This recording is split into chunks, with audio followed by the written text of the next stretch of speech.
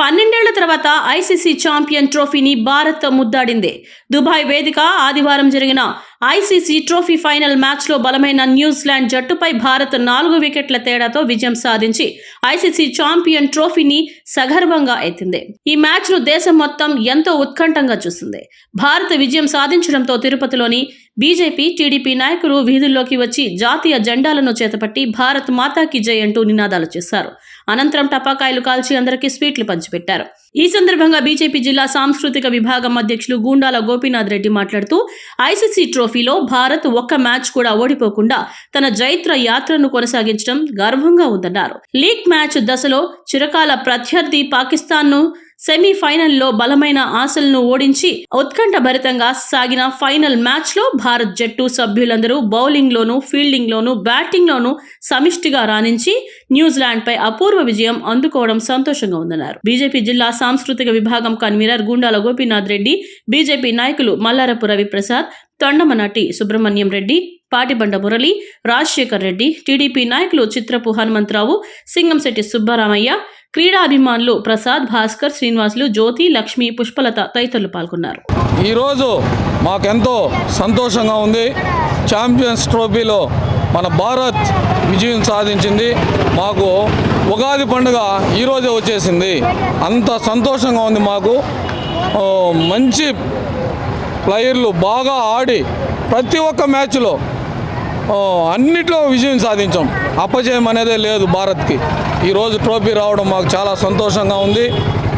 క్రీడా ప్లేయర్లకి మేము ప్రత్యేక ధన్యవాదాలు తెలియజేసుకుంటూ ఇదే ఉత్సాహంతో అన్ని రంగాల్లో మన భారత్ నెంబర్ 1గా ప్రపంచంలో ఉండాలని ఆ కలియుగ వెంకటేశ్వర స్వామి మనకందరికీ ఆశీస్సులు అందించాలని ఈరోజు చాలా సంతోషంగా ఉంది.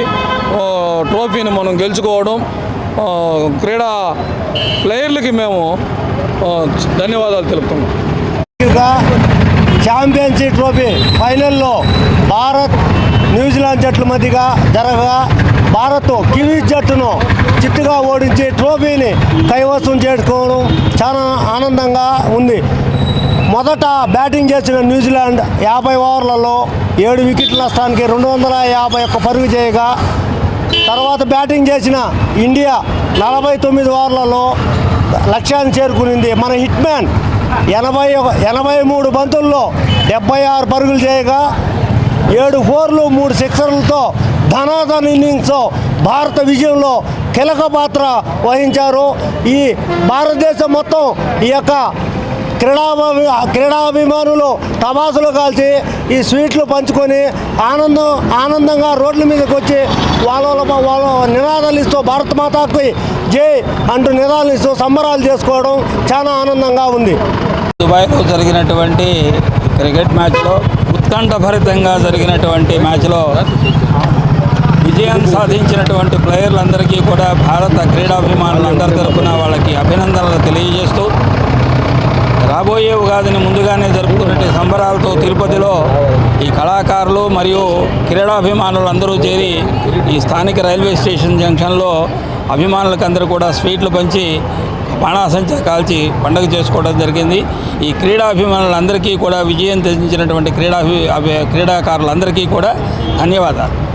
ఈరోజు దుబాయ్ వేదికగా ఐసీసీ ఛాంపియన్ ట్రోఫీ ఫైనల్కి ఇండియా చేరుకోవడం ఒక శుభసూచకం. చేరి న్యూజిలాండ్ని చిత్తుగా ఓడించడంలో కీలక పాత్ర పోషించిన రోహిత్ శర్మ గారికి మరియు శ్రేయస్ అయ్యర్ గారికి ప్రత్యేక కృతజ్ఞతలు తెలుపుకుంటూ, భారతదేశం గెలవగానే తిరుపతిలో గోవిందరాజుల స్వామి గుడి ప్రాంగణంలో అభిమానులందరూ ఒక తిరుపతి వాళ్ళే కాకుండా అందరూ కలిసి ఈ పండుగను జయప్రదం చేశారు. ఉగాది 30వ తేదీ రావాల్సింది ఈరోజే తిరుపతి వాసులకి, ఆంధ్రప్రదేశ్ వాసులకి ఈరోజే ఉగాది రోజులుగా అందరూ జరుపుకుంటున్నారు. ఇందులో అందరూ కలిసి చేసుకోవడం చాలా అభినందనీయం. జై భారత్ మాతాకి జై. చాలా ఆనందంగా ఉంది. ఈరోజు ఇండియా గెలుపు చాలా ఆనందంగా, ఉల్లాసంగా, ఉత్సాహంగా కూడా ఈరోజు రాష్ట్ర వ్యాప్తంగా కూడా ఇండియా లెవెల్లో ఆల్ ఇండియా లెవెల్లో కూడా ఈరోజు పండగ వాతావరణం కనిపిస్తూ ఉంది. ఎందుకంటే ఈరోజు ఇండియా గెలుపు చాలా ఆనందంగా ఉంది. అందరికి కూడా పండగ వాతావరణంలో మేము అందరూ కూడా పండగ చేసుకుంటున్నాం.